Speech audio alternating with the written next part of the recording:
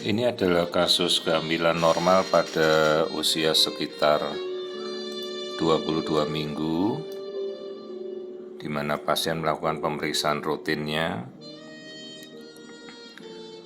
Pada pemeriksaan rutin kita juga selalu melakukan kondisi untuk melihat kembali tulang hidung sejak awal. Jadi ya kita selalu lakukan pemeriksaan itu sejak awal, seperti kita melakukan pemeriksaan lengkap lainnya. Mulai melihat kepala, seluruh lapisannya kita lihat, bentuknya kita lihat. Nah, seperti ini kita melihat bentuk kepala yang normal, bentuknya oval lonjong dengan struktur-struktur otak di dalamnya simetris, tidak ada penimbunan cairan yang aneh-aneh. Ruangan-ruangan otak juga semuanya bagus. Jadi ini pada kehamilan 22 minggu, si ibu hanya melakukan kontrol rutin seperti biasa pada pemeriksaan bulanannya ya. Jadi ini diperiksa rutinitas. Kita bisa melihat ketuban, kemudian tulang hidung, lensa mata, bola mata, itu yang kita tunjuk itu mata. Lubang hidung, bibir, dagu kita lihat. Nah ini ya, profil muka semuanya jelas terlihat dengan sangat tajam.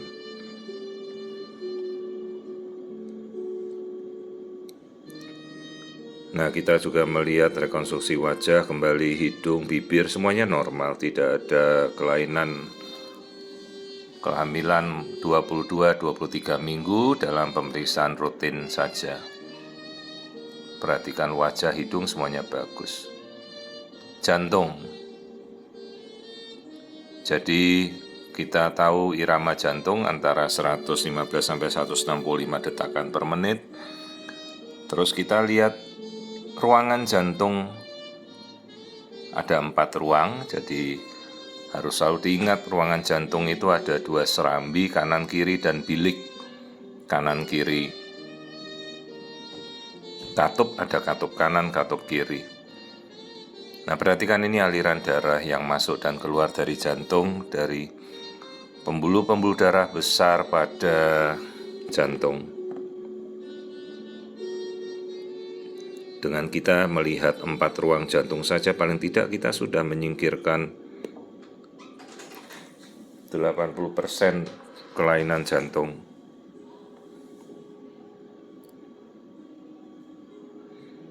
Nah, di sini kita melihat kondisi jantung yang normal, tidak ada masalah.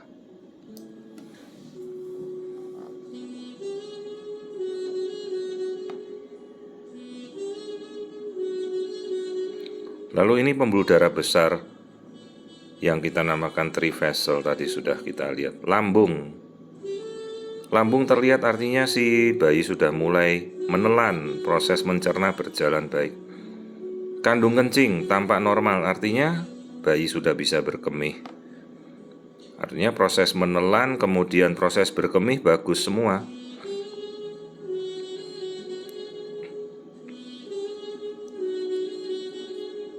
Lalu kita melihat di sekelilingnya ini air ketuban, jumlahnya bagus. Nah, perhatikan tulang belakang. Tulang belakang bayi dari leher, punggung, sampai pinggang semuanya tampak normal. Ayo kita rekonstruksi untuk melihat keseluruhan tulang belakang bayi. Jadi ada juga kasus di mana tulang belakang bayi itu pecah atau bengkok, skoliosis, maka kita harus selalu mengamati tulangnya dalam setiap pemeriksaan, terutama pemeriksaan trimester kedua ini. Jadi tulang-tulangnya sudah bisa kita lihat dengan sangat jelas. Lalu kita rekonstruksi. Nah, ini tulang belakang bayi dari leher, punggung, sampai tulang ekor. Kalau namanya dalam bahasa Indonesia saya sudah tidak ingat lagi. Ya kalau tulang rusuk itu ada 12 pasang ya. Tulang belikat itu kalau di bagian bahu, kalau bahasa kedokterannya namanya scapula. Nah, ini tulang belakang semuanya utuh, bagus. Jadi tidak ada yang bengkok, tidak ada skoliosis, lengkap semua tulangnya. Ingat pada kasus-kasus diabetes itu kadang tulang belakang itu bisa terpotong, tidak nyambung, bengkok, juga tidak terbentuk sempurna sampai ruas paling ujung. Itu kan kondisi diabetes itu bisa terjadi demikian. Nah, ini masih bagian ruas tulang belakang. Kelamin sekarang kita lihat. Oh, kelaminnya kita lihat. Oh, ini perempuan. Coba kita amati pas kalau bayinya tidak bergerak, ya kita bisa melihat kelaminnya lebih detail, lebih jelas. Nah, coba kita lihat. Nah, ini kelamin bayi perempuan sudah kita lihat ya. Jelas sekali bayi ya, perempuan kelaminnya. Jadi kalau kita memang belum jelas melihat kelamin, ya jangan diceritakan dulu sampai kita benar-benar melihat kelaminnya. Karena juga banyak kasus ambigus genitalia atau kelainan kelamin juga bisa terjadi. Lubang anus tadi kita lihat harus selalu dicek. Jadi jangan cuma melihat kelamin, apalagi memasang disclaimer bahwa USG hanya bisa melihat kelamin dan wajah. Tentu saja tidak mungkin. Kita melakukan pemeriksaan USG, kita lakukan dengan benar dan penuh tanggung jawab. Jadi pemeriksaan wajah juga dilakukan, pemeriksaan kelamin ya dilakukan. Tapi kelainan-kelainan lain harus bisa kita lihat.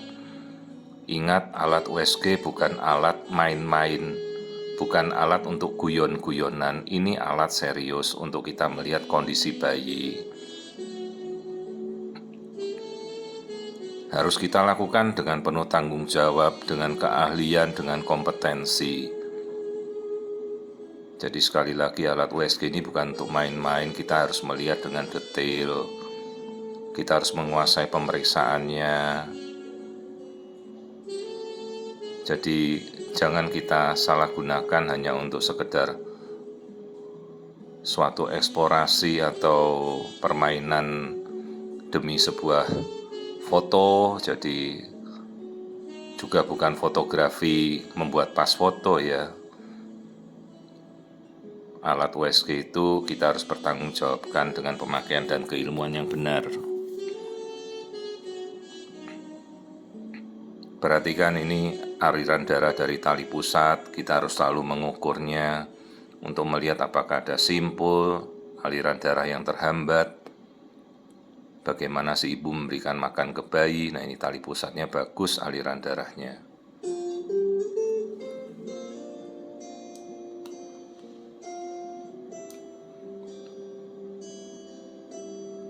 Nah, kita masih mengamati ini wajahnya bayi, masih dia mau memperlihatkan. Ayo kita lihat kembali. Nah, ini profil wajahnya si bayi.